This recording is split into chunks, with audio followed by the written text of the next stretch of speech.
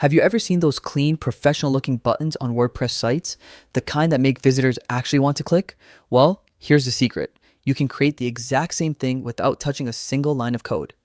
Let's jump straight in. First, head over to your WordPress dashboard. From the left-hand menu, click on Pages or Posts, wherever you want your button to appear. Now, you can either create a brand new one by selecting Add New, or simply edit an existing page. Once you're inside the WordPress block editor, click on the little plus icon to add a new block.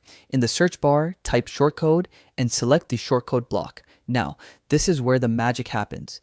Inside that block, you'll add a shortcode that instantly creates a button. For example, you could use something like button link https://yourlink.com. Click here, our button. Just replace the URL and text with whatever you want your button to say and link to. Next, hit preview and boom, you'll see a nice clean button ready to use. You can even reuse this shortcode across different pages or posts. It's a simple copy-paste trick that saves tons of time. And that's it. A professional, clickable button in WordPress with zero coding required.